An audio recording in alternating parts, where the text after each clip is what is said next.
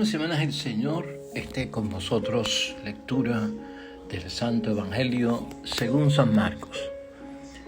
En aquel tiempo, entre lo que enseñaba Jesús a la gente, dijo: cuidado con los escribas. Les encanta pasearse con amplio ropaje y que les hagan reverencias en la plaza. Buscan los asientos de honor en las sinagogas y los primeros puestos en los banquetes, y devoran los bienes de las viudas con el pretexto de largos rezos. Estos recibirán una sentencia más rigurosa. Estando Jesús sentado al frente del arca de las ofrendas, observaba a la gente que iba echando dinero. Muchos ricos echaban en cantidad. Se acercó una viuda pobre y echó 2 reales. Llamando a sus discípulos, les dijo: os aseguro que esa pobre viuda ha echado en el arca de las ofrendas más que nadie, porque los demás han echado de lo que les sobra, pero esta, que está pasando necesidad, ha echado todo lo que tenía para vivir. Lo proclama, hermanos y hermanas, es palabra del Señor. Gloria a ti, Señor Jesús. Ya hoy es sábado de la 9ª semana del tiempo ordinario. Dentro de nuestro calendario litúrgico, hermanos y hermanas, hemos estado toda la semana discutiendo el capítulo 12 del Evangelio de San Marcos y hemos aprendido mucho esta semana con el favor de Dios para ir creciendo en nuestro camino de salvación y llenando nuestra vida espiritual con una fe madura y con aquellos elementos que son necesarios y constitutivos, hermanos y hermanas, para dar testimonio y para revelar a nuestro Dios en nuestra vida del diario, no solamente con nosotros, sino con el prójimo, con nuestra familia, con nuestro matrimonio, en todo lo que estemos envueltos como cristianos. Y la palabra de Dios hoy, hermanos y hermanas, tiene un texto muy importante para nosotros, muy conocido también por nosotros, que es la ofrenda que ofrece la viuda en el templo delante de los letrados o de estas personas que tenían tal vez mucho más dinero, y la diferencia que ocurre en esta situación. Esta palabra de Dios hoy, hermanos y hermanas, a mí me pone a pensar en un pensamiento que quiero compartir contigo y que debemos no solamente de utilizar para guiarnos en el día de hoy, en reflexión y meditación, sino para tenerlo grabado en nuestros corazones, alma y espíritu toda la vida en torno a lo que es una verdadera ofrenda delante de Dios. Debe guiarnos, hermanos y hermanas, como a mí me ha guiado la reflexión del Evangelio de hoy, que Dios, hermanos y hermanas, no se fija tanto en lo que ofrendamos, en lo que damos, sino con cuánto nos quedamos. Escucha bien ese pensamiento, esa reflexión. Dios no se fija tanto en lo que damos, en lo que ofrendamos, sino con lo que nos quedamos. Y esto no es para poner en tela de juicio a nadie, ni para señalar ni hacer señalamientos a nadie. Estas reflexiones son examen de conciencia, preguntas que son preguntas guías, que nos van educando en nuestro propio análisis, en nuestra propia meditación y reflexión de nuestro estado de situación, de cercanía o lejanía, de estar paralizados o actuando en obras de acuerdo a nuestra fe. Esa es la idea, así que nos sirve de guía. Todos conocemos la historia, hermanos y hermanas, en Marcos 12, versículos 38 al 44, de que Jesucristo estaba por el templo y entonces estaba cerca de la caja donde se depositaban las limosnas, las ofrendas, y se da cuenta de que los letrados, dicen algunas versiones, otras versiones dicen los ricos, otras versiones dicen los escribas, ¿no? Pero al fin y al cabo era gente que tenía más dinero y que echaban grandes sumas de dinero y de ofrenda en la caja que recaudaba las ofrendas. Y aparece esta viuda que tras de viuda es pobre y ofrendó una pequeña porción de dinero. El juicio entonces comienza a ser analizada la situación. Y es interesante ver, hermanos y hermanas, cómo algunas versiones dicen que en cuanto a los letrados, en cuanto a los escribas y a los que tenían grandes sumas de dinero y la echaban, iban a recibir una sentencia severa. Eso es lo que se dice en torno a aquellos que podían. Pero la viuda, hermanos y hermanas, es mirada desde otro punto de vista, y tenemos que entender lo que pasaba con las viudas en los tiempos de Jesús. Estamos hablando en los tiempos de Jesús no había un sistema de apoyo social, económico, hermanos y hermanas, para una viuda. La viuda por eso necesitaba o casarse con el hermano de su esposo que le sobrevivía si no tenía hijos, para darle un standing, para darle seguridad social y económica. Si no había hermanos de su esposo, si la viuda no tenía hijos, hermanos y hermanas, estaba en serios aprietos y en serios problemas. ¿Por qué? Porque no había una asistencia social para ellos que le pudiera establecer una vida balanceada económicamente, por lo menos como una persona indigente, para poder tener esa seguridad. Así que lo excepcional que tiene, y esa es otra pregunta que nos debe de guiar, o sea, ¿qué es lo maravilloso de la ofrenda de la viuda, de una mujer necesitada, que probablemente no tenía esposo, no tenía hijos, y estaba dando, aunque una pequeña suma, era tal vez una gran suma para su estado de situación, que tal vez no era ni de pobreza, era de lo que se llama paupérrimo, o sea, la pobreza extrema. Pues entonces, ¿qué es lo maravilloso de la ofrenda de la viuda? ¿Qué es lo que nos tiene que cautivar? Pues, hermanos y hermanas, es que la viuda realmente no da algo. Si lo venimos a ver, la viuda no da algo. No da de lo que le sobra tampoco, o sea, no da algo y no da de lo que le sobra, porque estamos enfocándolo no solo en términos materiales, sino también en términos espirituales.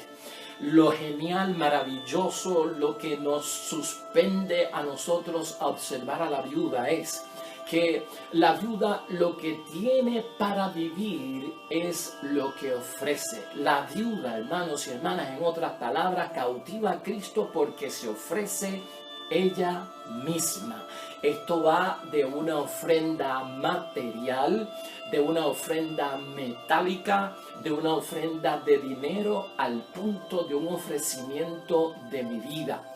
Ella se da a sí misma. La viuda, hermanos y hermanas, se constituye en ofrenda. La viuda se constituye en ofrenda, y eso cautiva a nuestro Señor Jesucristo. Eso es motivo de salvación para esta mujer. Eso crea el contraste entre los que tienen y les sobra, entre la pobreza de ella, la miseria, y que estaba dando de lo que ella necesitaba. La gratuidad, hermanos y hermanas, la libertad de generosidad, nos rige a nosotros como un estado natural de nuestra existencia. Esa pregunta nace de este hecho real con la viuda, hermanos y hermanas. O sea, se nos exige a nosotros, hermanos y hermanas, como cristianos, como personas de fe, tener gratuidad. Gratuidad es un signo de estar identificados con todo lo que pasa en el mundo, no importa cuál sea nuestra situación. Entonces, una libertad de generosidad. Si nosotros no tenemos libertad de generosidad, quiere decir que estamos encadenados, quiere decir que tenemos ataduras, quiere decir que estamos coaccionados por algo. Si no hay gratuidad en nosotros, si no hay libertad, y la ofrenda, y aquí vamos a hablar de la ofrenda en dos términos, y ten presente que esta reflexión va a hablar de ofrendas en el término espiritual de mi vida, de lo que yo soy, de mi ser, de la totalidad que yo soy, ofrendarlo a Dios, y también de la responsabilidad que yo tengo de retribución hacia Dios, porque de ahí es que viene la ofrenda, de ahí es que viene la limosna, de ahí es que viene la propina, de una retribución a Dios, de un ofrecerle a Dios en veneración, en respeto, de gratitud por lo que ha hecho por mí, ¿no? Para sostener la obra de la misión y sostener la obra de la iglesia, para la propagación de la fe y del evangelio, para la misión en cuanto a los indigentes, a los vulnerables en todo el sentido de la palabra. Entonces estamos hablando en esos dos términos, hermanos y hermanas. ¿Es natural en nosotros la existencia de la generosidad o tenemos todavía problemas con eso? Vivimos en un mundo, hermanos y hermanas, donde la gente hasta se cuestiona. Y fíjense que nuestra Iglesia Católica no tiene una tasa específica obligatoria para ninguno de nosotros ofrendar el día del Señor. Hay otras iglesias que lo hacen y lo hacen basadas en la Sagrada Escritura, especialmente en el Antiguo Testamento, y de ahí sacan su justificación. Y en el Antiguo Testamento existía, al igual que en el Nuevo Testamento, el diezmo, el famoso diezmo para ofrendarlo a Dios. Era un diezmo, hermanos y hermanas, que no solamente era el 10% de lo que te ganabas como salario, era el 10% de lo que vendías de tu casa, o si lo que vendes de tu carro, de lo que vendas de tu propiedad, de lo que vendas de tu ganado, de lo que vendas de la agricultura que estás desarrollando en tu propia finca, el 10% de lo que te puedas ganar en la lotería, hermanos y hermanas.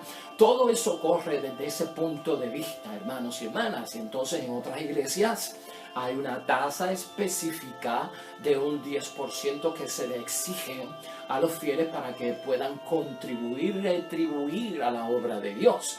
Por eso es que vemos que muchas iglesias y estructuras, hermanos y hermanas, de los hermanos separados crecen y son capaces de construir grandes edificios, templos con mucha comodidad y de expandirse también, de propagarse con mucha facilidad y disposición económica, porque hay unos recaudos que son increíbles cuando vienen de un 10% del diezmo que se cobra por todo cuanto entra como ganancia a la vida de uno.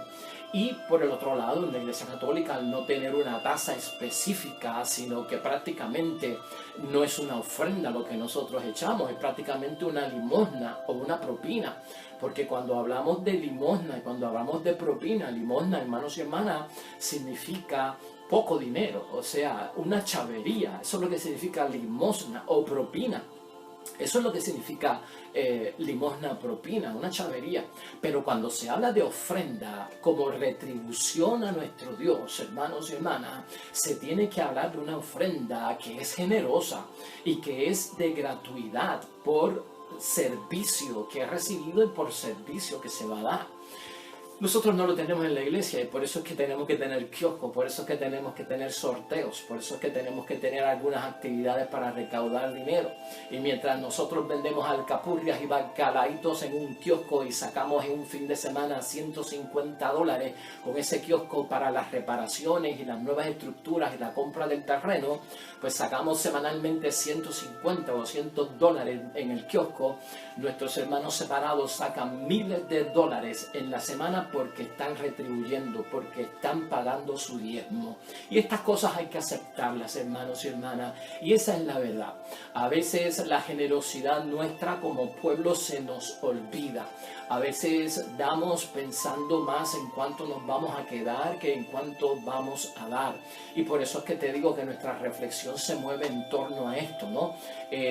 Dios no mira tanto cuánto tú das, sino con cuánto te quedas cuando ofrendas. Porque hay que tener una serie de pasos en la vida espiritual para uno estar preparado en términos de la ofrenda. Si venimos al caso, hermanos y hermanas, nuestra sociedad está llena de diezmo. Nuestra sociedad está llena de impuestos, de contribuciones. Nuestra sociedad está llena de IBUs o de IVAs. Hermanos y hermanas, vas a un restaurante y hay que dejar propina y hay una tasa que te dice el % que debes dejar a ese mozo que te atendió, ¿verdad? Un mozo que no se le paga $7.25 la hora, sino que se le pagan $2 o $3 por el dueño del negocio y el resto va a depender de la ofrenda que vaya a recibir de nosotros, que es la propina. Y entonces por eso tiene una tasa y un % para que sea justo para la persona. Compramos aquí, compramos allá y pagamos un 10.5% de impuesto. Hermanos y hermanas, quiere decir que cuando el impuesto es obligatorio se paga, cuando el impuesto es obligatorio se nos saca, hermanos y hermanas, y si no es un crimen, si no vas preso, porque es evasivo, es ser un evasor contributivo. Y tenemos problemas con eso, ¿verdad? Pero nuestra vida está movida en la sociedad de formas de sacar dinero para ciertas actividades y para ciertos asuntos y proyectos en la vida. O sea que esto no es nuevo para nosotros y lo hay en la casa de Dios también con un propósito. Entonces lo que tenemos que velar aquí, hermanos y hermanas, es la actitud. Por eso quiero que hoy enfoquemos en que no solamente estamos hablando de la ofrenda y de lo maravilloso que hace la viuda en términos de su donativo monetario, sino que también lo debemos de ver en términos de su donativo como persona, en su entrega, en la totalidad, en el dar su vida, en el ofrendarse ella misma. No se puede interpretar este evangelio entre ricos y pobres, y que los ricos entonces por eso van a recibir una sentencia más severa, porque el rico es tacaño, porque el rico no ayuda, porque el rico ha hecho del dinero su Dios, porque el rico se ha convertido en una persona que lo que quiere es acumular y acumular y acumular y no comparte con nadie, no ayuda al necesitado. No estamos hablando de eso, hermanos y hermanas. Ese juicio es para Dios.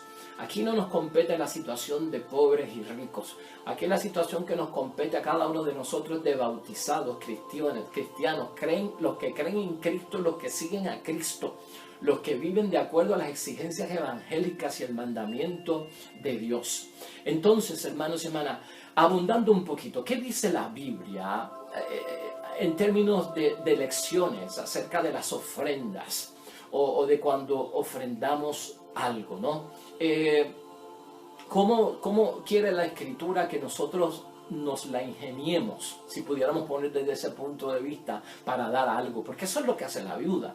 La viuda también es una persona creativa, la viuda también es una persona que se las ingenia para poder dar algo. Y entonces, como no tengo suficiente dinero, doy mi vida, doy todo lo que yo soy. Y a veces tenemos que ser así de astutos nosotros también en términos de ofrendar. Mire, en 2 de Corintios, en el capítulo 9, versículo 7, tenemos una sabia palabra por parte de Pablo. Y Pablo dice en 2 de Corintios, capítulo 9, versículo 7, que cada uno dé según lo que decidió personalmente, y no dé de mala gana, y que no dé a la fuerza, pues Dios ama al que da con corazón alegre. Esa es la famosa cita que escuchamos mucho por la calle, ¿verdad? Y por muchos sitios, de Dios bendice al dador alegre, que la hemos escuchado en muchos momentos. Y aquí Pablo nos ayuda a entender lo de la ofrenda. No de mala gana, dice Pablo, y tampoco a la fuerza.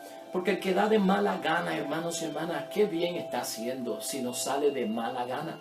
O sea, de una voluntad maligna, sin ver el propósito, sin ver el valor. Lo que estamos viendo es un gasto. Lo que estamos viendo es que me están sacando dinero. Y tampoco a la fuerza, porque el que da a la fuerza, hermanos y hermanas, se siente obligado. Se siente que está dando en obligación lo que no quiere dar y lo que no está dispuesto a dar. Y esa actitud Pablo la menciona como que no es buena para el que ofrenda. Y eso tanto lo tenemos que aplicar en lo material, en lo metálico, como también en lo espiritual. No te entregues de mala gana y no te entregues a Dios a la fuerza. No te ofrendas a Dios tú de mala gana y a la fuerza, porque Dios no obliga. Y tampoco tu gratuidad y tu generosidad a Dios en la ofrenda metálica, hermanos y hermanas, que no sea a la fuerza y que no sea tampoco pues coartado de tu propia libertad o de mala gana. No tiene sentido así. Entonces no hay un corazón alegre. El corazón alegre es el que bendice el Señor, porque hay ciertamente una recompensa. Y eso es lo que tenemos nosotros que ver. Y de la libertad es bueno saberlo, hermanos y hermanas. Dios nos hace libre a todos nosotros con la verdad, y lo hemos escuchado en muchos momentos. La verdad nos hará libre. Y la libertad es de algo y para algo. Piensa en eso siempre. La libertad con lo que yo hago las cosas para Dios, para mí o para el prójimo. La libertad significa que me estoy desencadenando, que me estoy desesclavizando, que me estoy desvinculando de algo que me ataba. Y la libertad tiene dos específicos resultados. Te libera para liberarte para. Me libera de qué? Tal vez de mi egoísmo, de mi soberbia, me libera de mi actitud negativa en la ofrenda. ¿Para qué? Para entonces ofrendar con gratitud, para entonces ofrendar con corazón alegre, para que entonces recibas la bendición. Dios te libera de algo para que entonces tengas libertad de algo para algo. Eso es importante en nuestra vida y siempre piénsalo desde ese punto de vista. Malaquías, hermanos y hermanas, entramos en el Antiguo Testamento y esto te lo quiero citar porque hay traducciones de la Biblia. Yo uso la Biblia de Jerusalén porque entiendo que como Biblia católica es la Biblia de mejor interpretación que tenemos hoy en día. Tanto la Biblia de Jerusalén para la oración, como la Biblia de Jerusalén para la pastoral, como la Biblia de Jerusalén para estudio con comentarios, es la mejor Biblia que existe para nosotros los católicos.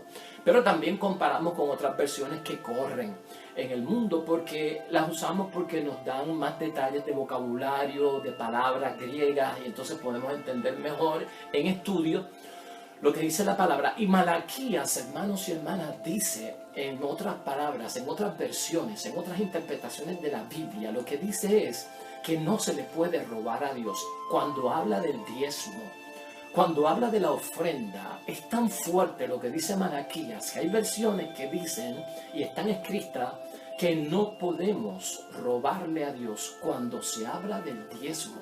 O sea que prácticamente lo que dice es que lo que le estamos dando a Dios no es algo nuestro, sino que le estamos devolviendo a Dios algo que es de Dios y que Dios nos dio en ofrenda, no solamente metálica, sino también espiritual y de vida. Mi vida me la ha dado Dios a mí y yo la tengo y yo la vivo, y entonces en la llamada que me hace Dios como cristiano yo le doy mi vida, le devuelvo mi vida porque el origen de mi vida ha sido Dios. Igualmente pasa con el dinero.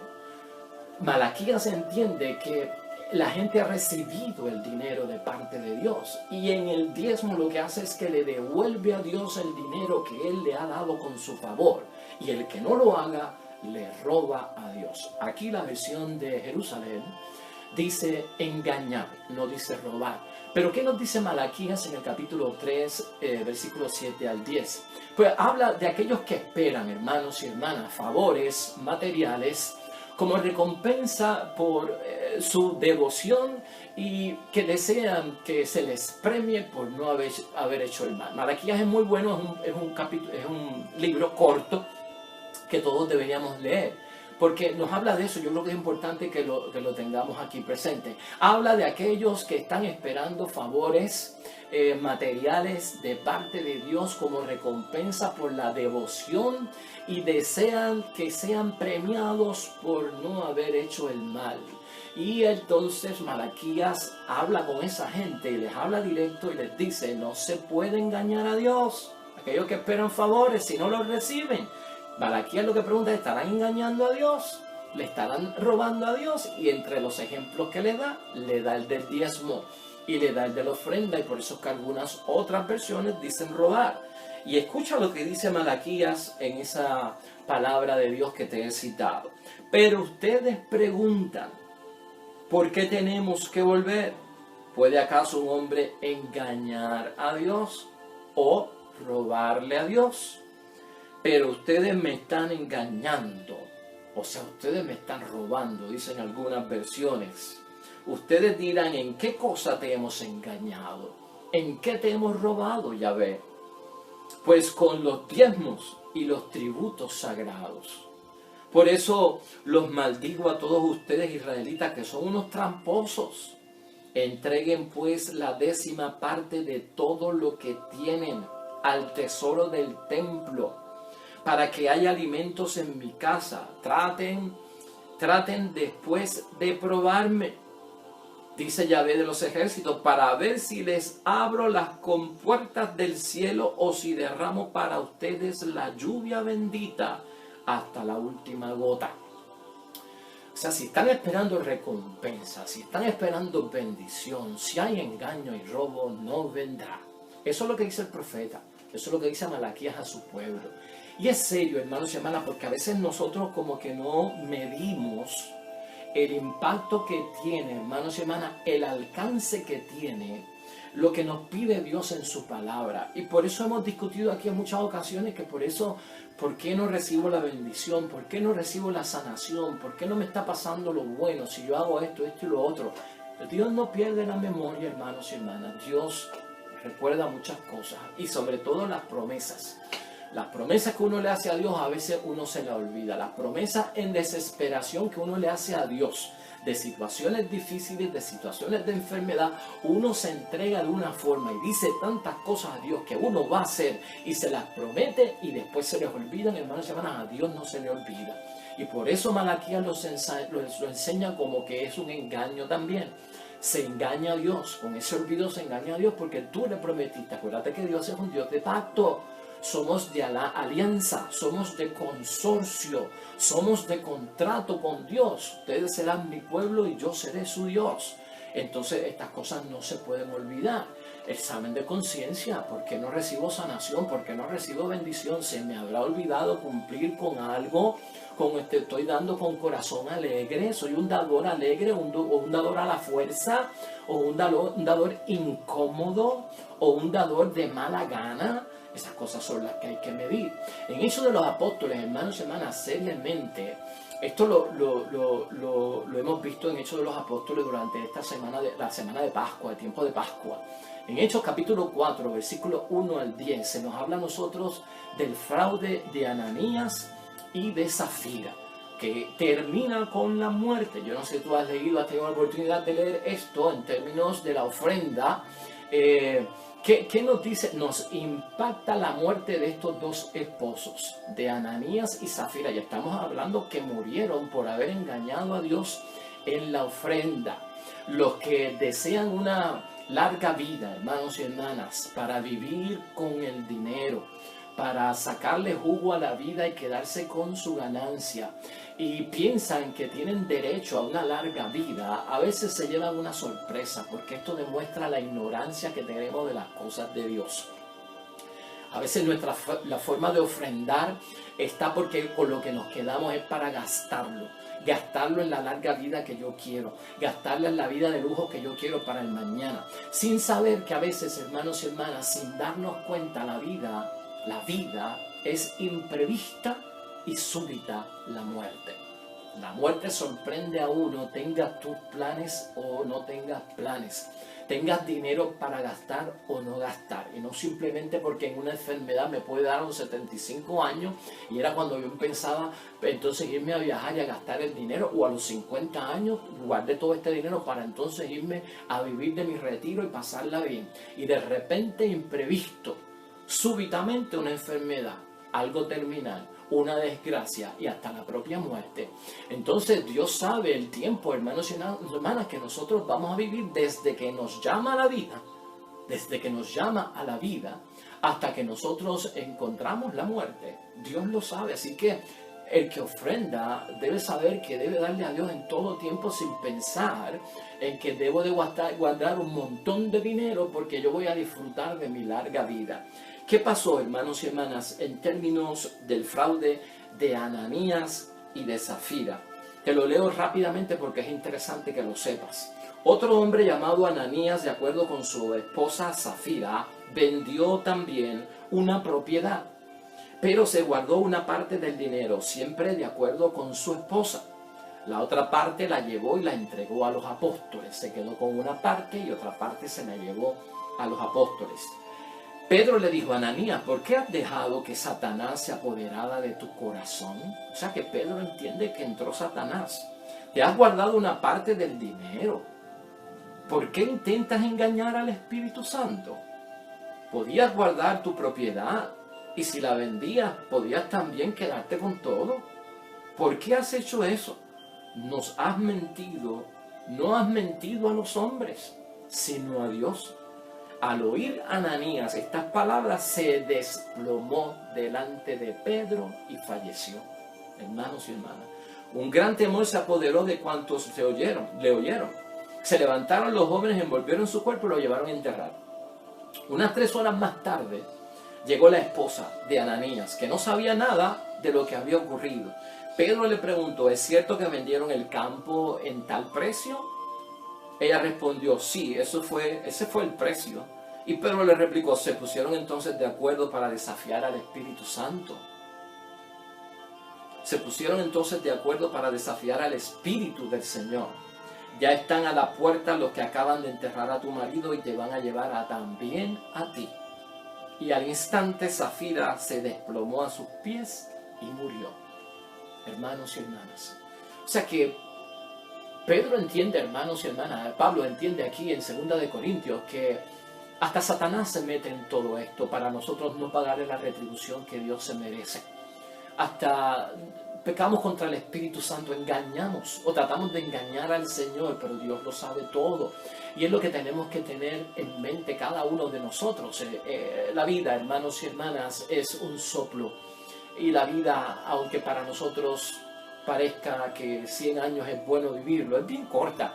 Y tenemos que saber para qué utilizamos nosotros los bienes materiales, con qué intención y cuál es el propósito. Finalmente tocamos 2 de Corintios, hermanos y hermanas, capítulo 2, versículo 15 al 16. Y este versículo lo toco en términos de que para Pablo, hermanos y hermanas, nosotros somos fuente de un buen olor. Nosotros emanamos un olor como cristianos. Y un olor que refleja el estilo de la existencia cristiana en nuestras vidas. Y Pablo saca esta imagen, hermanos y hermanas, de los guerreros, de los soldados romanos, que cuando se iban en la batalla a conquistar otras naciones para la gran jurisdicción romana y añadir más territorio, venían cargados con presos que habían pues buscado en esos territorios. Y los que venían en los carruajes venían en victoria. Y cuando estos soldados llegaban en victoria, les echaban incienso, les echaban flores perfumadas, porque era el signo de la victoria. Y eran tratados como dioses con D minúscula. Entonces esa fragancia era de grato olor y el olor era de victoria.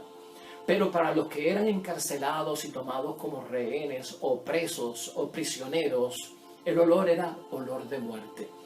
Y Pablo hace una comparación en 2 de Corintios, capítulo 2, versículo 15 al 16, donde dice que los cristianos somos el buen olor de Cristo, porque es un olor de victoria, porque eso refleja el estilo de la existencia cristiana. El que no está con el Espíritu de Dios no sigue las exigencias cristianas como Él manda, y su olor es de muerte, dice Pablo. Pero aquel que sigue las exigencias cristianas y las ve, entiende que hay una fuerza misteriosa, hermanos y hermanas, que me ayuda a vivir por tiempos que son de prueba y me anima a pasar por ellos, porque entonces mi fragancia es de grato olor. Y en esto, hermanos y hermanas, tenemos nosotros que pensar en términos de qué fragancia estamos expidiendo nosotros. ¿Qué olor? ¿Es un olor de victoria, de vida? ¿O es un olor de muerte? ¿O es un olor de que las exigencias cristianas me tienen cargado con yugos pesados que yo no puedo ni tan siquiera hacer? Mire lo que dice Pablo. Con esto terminamos. Si Cristo es la víctima, nosotros somos la fragancia que sube del sacrificio hacia Dios y la perciben tanto los que se salvan como los que se pierden. Para los que se pierden, el olor es de muerte, que lleva a la muerte. Para los que se salvan, fragancia de vida que conduce a la vida. Y en términos de ofrendarnos nosotros como personas, ofrendar lo metálico, lo que es dinero, hermanos y hermanas, que no sea para nosotros una carga, que sepamos las consecuencias, que es de Dios lo que estamos haciendo.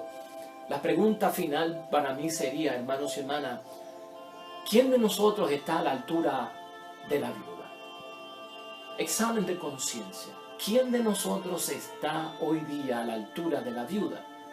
Y no es cuestión de autocastigarnos, es cuestión de decir que si tengo aún que avanzar y subir para estar a la altura de la viuda, vamos a hacerlo, tenemos tiempo y estamos aprendiendo. Acuérdate que Dios no se fija tanto en lo que tú das, sino en lo que te quedas. Y no es tanto aquello material, sino también aquello que es espiritual, mi entrega, mi donación como persona a las cosas de Cristo.